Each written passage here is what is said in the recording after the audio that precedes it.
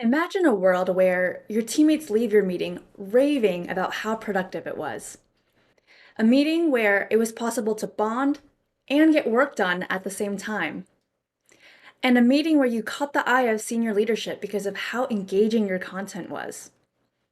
It is all possible, and today I'm going to give you 9 tips so you can do all of that and be a meeting rock star.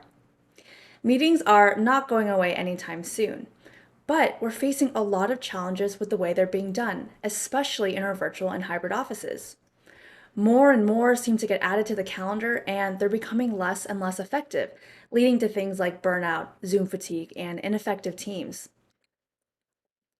There are a lot of reasons that can make a meeting ineffective. Maybe the facilitator is speaking at you and not inviting you into the conversation. There's no clear agenda and everyone is talking in circles. You've been raising your hand remotely and everyone else in person isn't noticing you and they're having a conversation amongst themselves. Or, my favorite, the meeting didn't really need to be live and it could have been an email. In this session, you'll learn how to positively transform your meetings so that they shift away from situations like this to ones where you'll lead and participate impactfully and effectively while also learning how to create a, dare I say, enjoyable meeting experience. If you're watching this session, kudos to you for realizing that meetings are one of the most important things we can and need to master if we want to be both a leader who influences change and drives results, and a leader who can create more engaged, productive, and happy teams. For those who aren't entirely convinced yet, I want to share some data that highlights the pressing need to master virtual and hybrid meetings. 55% of employees prefer to work remotely at least 3 days a week. 30% of employees say that they're likely to switch jobs if their offices require them to return in person full time. And 96% of people who started working remotely due to COVID want to continue working remotely at least some of the time for the rest of their careers. The data is trending away from entirely in person offices and clearly shifting towards virtual and hybrid ones. For those who aren't familiar, virtual meetings are meetings where everyone is dialing in from different locations. A hybrid meeting is a meeting where some people are calling from home and some are calling from the office. It's a mix of colleagues who are in person together and virtual. And today, you're going to learn 9 essential tips for how to best tackle these types of meetings. Before we dive in, I want to share who I am and why I'm here talking about meetings. My name is Lorraine, and I'm the head of editorial at Prezi, a virtual presentation and collaboration solution being used by the majority of the Fortune 1000 to make meetings better. I'm also a LinkedIn Learning instructor for the popular course Virtual and Hybrid Meeting Essentials, and I was an editor at LinkedIn for 6 years, where I worked on its video products and had my own video series. By the end of this session, your meetings will become a way that you start getting noticed by your peers and senior leaders because through your great meetings, you'll be improving your organization's culture, reducing Zoom fatigue, and building productive teams. Let's dive in. I'll be covering 3 topics today around virtual and hybrid meetings. The first, how to plan and prepare for your meeting so that you're set up for success. The second, how to drive engagement during and after your meeting so you generate ideas and get results. And the third, how to create captivating virtual presentations so that your content improves your meetings, not detracts from them. Let's start off talking about planning and preparing. With all of the distractions and things we have to do in a day, sticking to your schedule and being respectful of other people's time is going to earn you more respect, give you back more time in your day, and lead to more cooperative teams. It seems obvious, but it's amazing how many people still don't focus on time management. To manage your time well, you'll want to stay concise, meaning that you aren't planning an hour-long meeting for the sake of an hour-long meeting or because it's just always been done that way. When you plan an hour-long meeting, you'll find that the content magically takes up that full amount of time.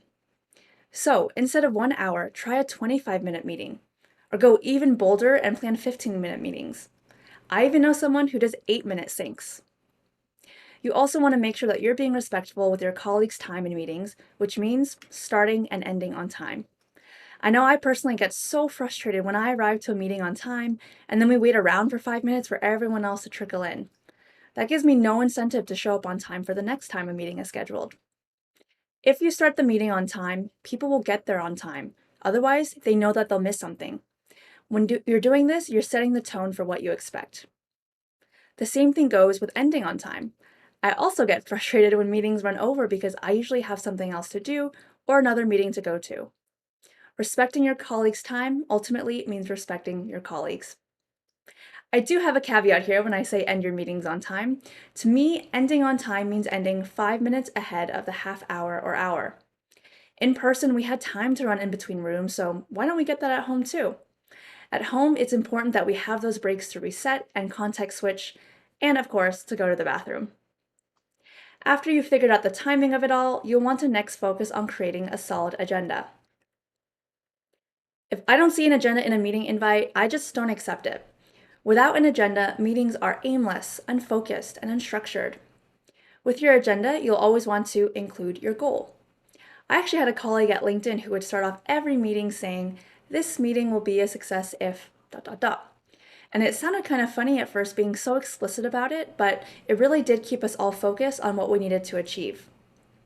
I like to recommend including no more than 3 items for every 30-minute meeting to ensure that you have enough time to discuss each item and so that the conversation remains focused. With each agenda item, take it a step further and indicate how much time each discussion topic should take. And jot down what the clock should read so you're not having to do mental gymnastics in your head while facilitating. This here is what I would consider to be a really solid agenda.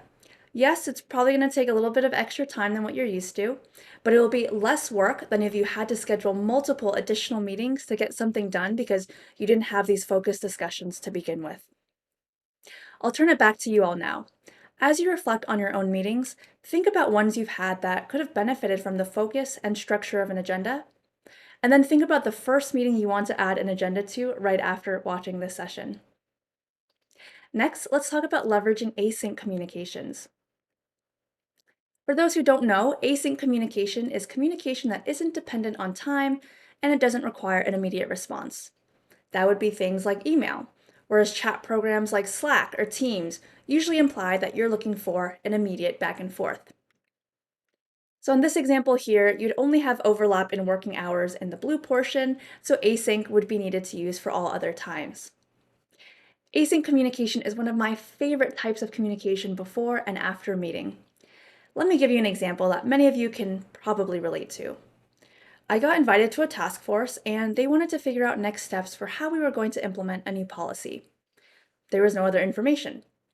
I asked if there was more context they could share async. Once I got the context, I then asked if there was async work we could do ahead of time because the brainstorm they were proposing felt like it would be a lot of back and forth without a lot of clear direction. I wanted us to have something concrete to work off of when we met. I ended up spending the next hour writing 5 pages of best practices for a guidebook we were creating. After that, we didn't need to spend any time on the call discussing what to include or not include in this guidebook. With this piece of content, we could comment and work on something tangible, and we ended up not rescheduling the meeting because we didn't actually need it. There are other ways that async is beneficial. You can replace status update meetings and let your team watch your updates on their own time. By giving your team more flexibility, they're going to be happier and more productive. You can give context ahead of a meeting or get feedback ahead of a call, which is the example I just shared. You can also use async after the meeting. Summarize what was covered as well as next steps. Video is going to be better at capturing tone and making sure that your message or meaning don't get confused. The key takeaway here is that by leveraging more async communications and videos in particular, it's going to make the live meetings you have that much more meaningful and likely to get participation because your team will know that you only schedule live meetings when completely necessary. I want you to think of a meeting you can experiment with. Try canceling it for next week and replacing it with an async video, or sending some async prep ahead of time and see if the live meeting becomes more productive. You may end up pleasantly surprised with the results. Now that we're all set up now to plan and prepare appropriately, let's dive into our first recap. To plan and prepare effectively, we'll want to focus on time management, always including an agenda and a goal, and leveraging async. Next, let's dive into what we need to drive engagement. We'll first need to create a strong foundation in the meeting itself. That means we need to designate rules of engagement, which indicate how we want people to participate. I like to recommend that above 4 participants, you really should be using the hand raise feature. This is important to ensure that all voices are included. And this is especially true for introverts. As an introvert myself, I can tell you that once the meeting hits 5 people, I start getting really overwhelmed trying to figure out when to unmute and speak up. In a hybrid setting, this is even more critical. You don't want people speaking up in the room together, drowning out the voice of the remote attendees. And then I like to encourage people to use the chat feature or on screen responses. The important thing here, if you're leading the meeting, is to acknowledge when you see something in the chat or on someone's screen so that they know that they're being heard, and it's not just the people speaking up who get the acknowledgement. It's also important to remember that speaking up in a virtual or hybrid meeting is very different than speaking up in person. We can't read the room as well through body language and facial gestures, so we need to create these clear rules around participation to ensure that everyone feels valued and seen. I'll ask you all to reflect now on your own meetings. What will your rules of engagement be? What can you do to ensure that everyone has a chance to participate? Don't forget to add your rules of engagement into the agenda and also state them at the start of the call. Next, you'll want to ensure that if one dials in, all dial in. One dials in, all dial in is going to ensure equity in meetings in a hybrid office. If one person in your meeting is virtual, all should be virtual. This is going to solve probably 90% of the issues that many of you are probably experiencing right now in hybrid calls. As I mentioned before with the rules of engagement, nothing creates a more inequitable experience and everyone talking in the room with one person struggling to hear what's going on from their laptop at home. For those who are in the office, you should all be on your own laptops, either at your desk, in individual rooms, or if you all want to be in the same room together, make sure that you're using one central microphone in the room to avoid any sound feedback. Next, we'll talk about the importance of using power words ahead of and during your meeting. So at this point, you have your agenda and goals, your rules for engagement, and now we need to make sure that people are actually paying attention in the meeting. One way we'll do that is with power words. What are power words? Power words are words that trigger an emotional or psychological reaction when you hear them, and it can either be positive or negative. And we'll talk about the positive in this scenario. So this is an example of what we hear a lot in presentations and meetings. Something like, this data shows that we're on track. How could we improve this?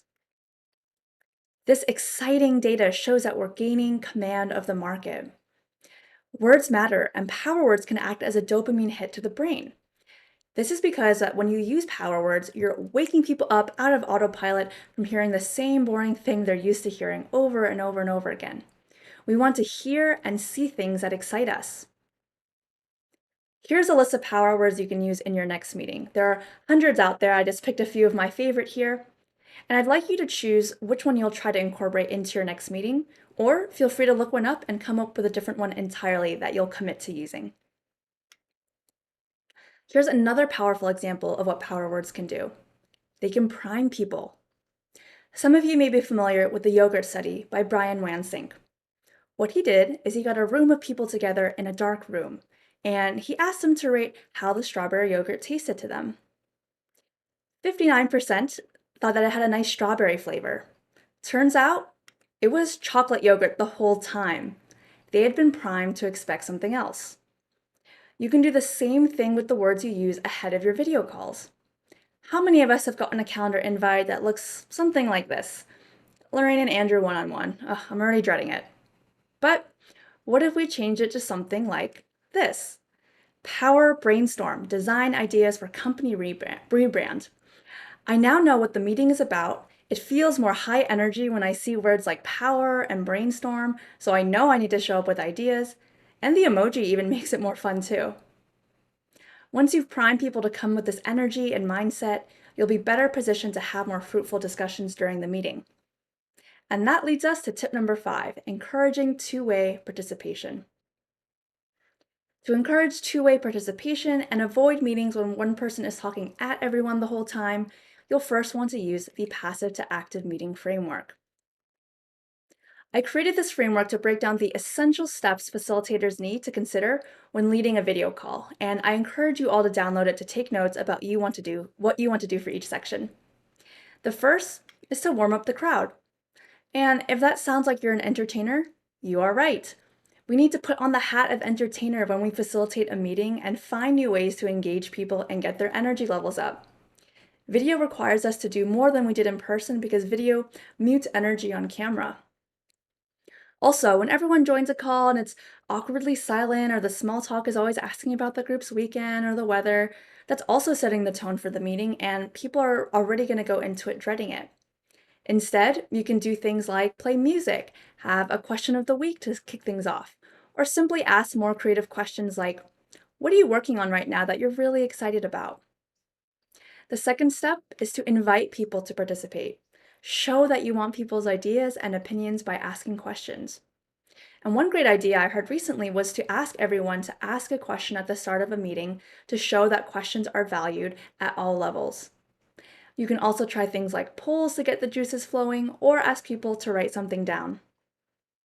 After you invite, pause at least 5 seconds. In American culture, 4 seconds is when people start getting uncomfortable. And I'll just say it now, you're going to get uncomfortable too, but you get used to it after doing it enough times. I just bask in the awkward silences now. Someone will usually speak up at second 5, and that will often trigger another thought or question in someone else's head.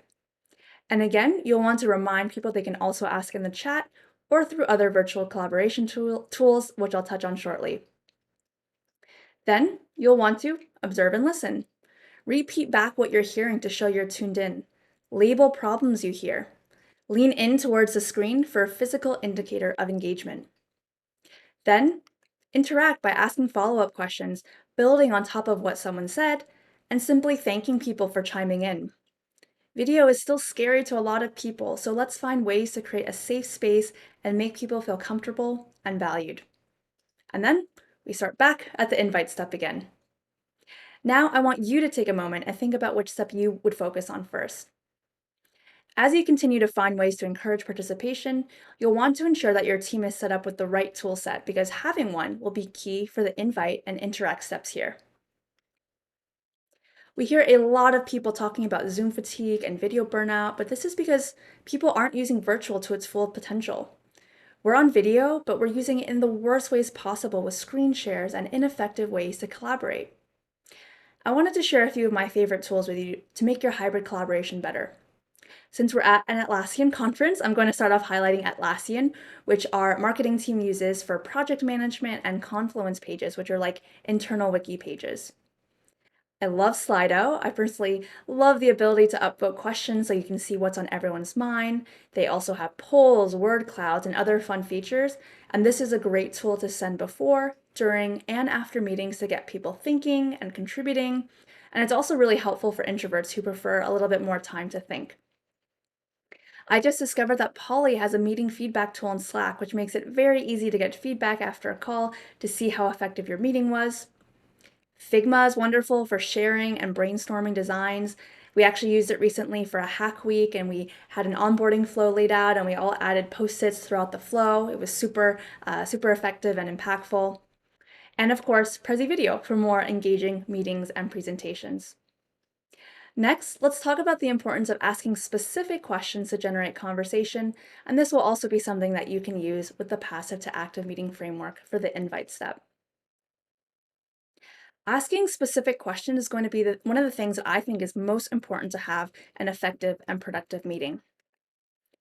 How many of us have been called to a meeting with a loose agenda where the organizer says that they want to talk through a problem, but it's not exactly clear what the problem is because it's such a big topic? You arrive to the meeting and they kick it off with a very open-ended question that you could answer in 10 different ways depending on what they want to learn about.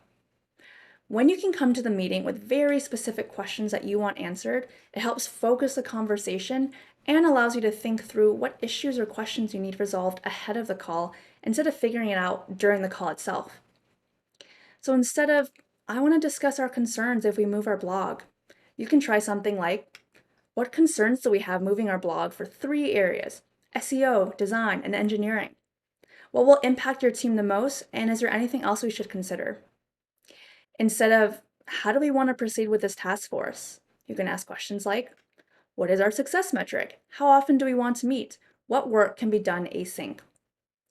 We saw an example of a great agenda before, and these questions are going to support that agenda during the call itself. They don't necessarily need to be written on the agenda, but you should know what you're trying to solve for with each topic. These questions are how you're going to get your answers. And as a facilitator, you can also consider sending these questions ahead of time as async prep to get people thinking before joining the meeting. And who knows, maybe they can answer the questions async and then you don't need the meeting after all. Next, let's talk about what happens after the meeting with tip number 6, post-meeting actions. To me, everything that happens after the meeting is just as important as what happens before and during. In fact, it might even be considered more important because the actions you take afterwards ensure that what you discuss comes to fruition, and it can really make or break trust within a team. And trust is everything in a virtual office where you might not see your coworkers face to face very often and be able to build trust as easily. The first thing you'll want to do is to set clear deadlines and assign clear action items. Remember earlier I said to end meetings 5 minutes before the half hour or hour? Before that happens, you'll need to save an additional few minutes to make sure that everyone's clear on next steps. Then, I recommend creating temporary channels with whatever program your company uses. I personally use Slack. These channels are one of my favorite ways to keep conversation in one place and hold people accountable for their tasks. And I'm sure many or most of us have way too many channels, so what I like to do is to include the word temp in the channel to indicate that this is something that is meant to be archived after it's completed. An example of one I created recently was this one, Content Marketing Backfill Temp. And I did end up recently archiving it after we completed what we needed to as a group. Another helpful benefit to having a group is that you can leverage the remind function, which is a huge time saver. So what I'll usually do is I'll set a reminder for the channel a day before deadline to remind everyone that their deliverables are due the next day. It helps keep everyone on track and it saves you the trouble of needing to remember to check in. Now, ideally, your team shouldn't really need reminders, but things happen, so this is a great precautionary step to take to make sure things keep moving. Those were our 3 tips for driving engagement. Let's go into our recap. To drive engagement during and after the meeting, you'll want to create a strong foundation through rules of engagement, making sure everyone is dialed in, literally and figuratively, and priming with power words. We'll want to facilitate two-way conversations with the passive to active meeting framework, your hybrid toolkit, and specific questions, and have your post-meeting actions ready with temporary chat channels and a game plan for following up on deadlines. Lastly, I'm going to share some tips for how you can create captivating virtual presentations since presentations are also a cornerstone to our meetings. Many of us continue to see presentations where the presenter is screen sharing, sitting on a slide for 10 minutes, and your response is either this or this, when you should really look more like this. So how do we make sure that we're standing out and the audience isn't tuning out? One way we can do that is with the Think, Do, Feel matrix. The Think, Do matrix was created by author and professor Andrew Abella. And what this matrix does is it helps you map out how your audience thinks and what they're currently doing. And then it helps you decide how you want these to change after they see your presentation. Now, this Think Do matrix has since been modified by Prezi Spencer Waldron to become the Think Do Feel matrix because emotion is going to be so important in connecting with your teammates and clients and partners and persuading them to make changes or to take action. And if we're really honest with ourselves, emotions are often what end up driving big decisions, and then facts and logic come in after the fact to justify or fill in the gaps. These days, we're all so busy that we forget to focus on customization or making things specific based on who we're talking to. So if you can do this, you're going to be miles ahead of your peers. And if you don't have the answers, now is the time to ask and fill in those gaps. So I encourage you all to take a stab at filling this out before your next presentation. This is an example of what mine looked like for this keynote. This matrix is going to definitely help you create a more memorable presentation because you'll have a better understanding of who your audience is and what you want them to walk away with, which of course is going to help you build the right content for them. Once you've filled this out, the next thing you'll need to do is add movement to your presentation. Adding movement is going to spike your viewer's attention by boosting dopamine in the brain. Now, I can't promise you that your next video is going to be as exciting as a car chase, but you can definitely get closer to it if you start adding some movement. So let's take a moment to really confirm our hypothesis. For the last 15 seconds or so, were you primarily watching the video of the car chase? Were you looking at the picture of the car chase? Or were you watching me? There is no wrong answer. I won't be offended if it wasn't me. If you're like most people, most of you will say that you were watching the video. And it makes sense. There is so much more going on and things for us to look at. Our brains get quickly bored looking at something that hasn't changed. So you are seeing right now, firsthand, just how powerful movement can be in drawing attention. I like to recommend at least 2 slides or movements per minute in a virtual setting. And they don't have to be big movements. For example, you can do fun tricks like this to keep your audience engaged. And anytime you can add novelty like this, our brains love it and we pay even closer attention. Now that we have movement down, let's talk about our last tip for creating captivating presentations, visuals. I think many of us have probably heard various stats showing how powerful visuals are. For example, 90% of the information processed by the brain is visual. Or 80% of people remember what they see versus what they hear and read. And 65% of people identify as visual learners. Have you ever told a story where everyone was attentive and really excited about what you had to say next? That's what we want with our presentations too. And if you're using visuals well, your viewers are going to be more tuned in and actually retain what you're telling them. This visual here is probably what we see most often on slides. Plain, bullets, and boring. But what if we took it one step further? Look at how much better these are. You can make these with templates, there are so many out there, or by using simple shapes. The visuals just make this person look so much more prepared and put together, and it's priming people to think in a more engaged and positive way about your presentation before it's even started. Now, the last way visuals give the wow effect is when you can implement what I like to call the teacher effect. When you can use visuals creatively and walk through content similar to how a teacher would at the front of the classroom, there's that added level of authority and competence you exude, especially when it comes to data and numbers, which some might describe as more boring content. It becomes that much more imperative to get creative with visuals and really take advantage of what's possible in our virtual environments.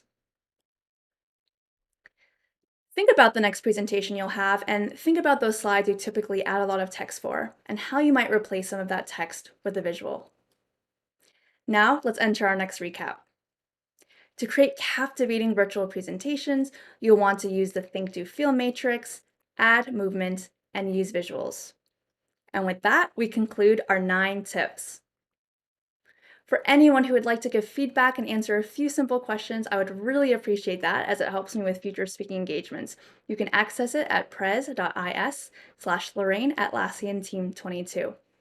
And for anyone who wants to get a free upgrade to Prezi Video to create more engaging meetings and presentations, please visit this link, prezi.com/attendee-upgrade.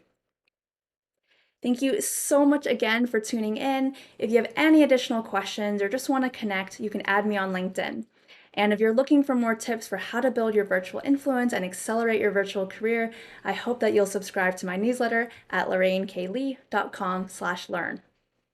Remember, meetings aren't something to be dreaded. They are a huge opportunity for you to be recognized as a confident, competent, and caring leader who leads highly effective and impactful teams. Thank you so much for watching, and I hope to see you at a future meeting.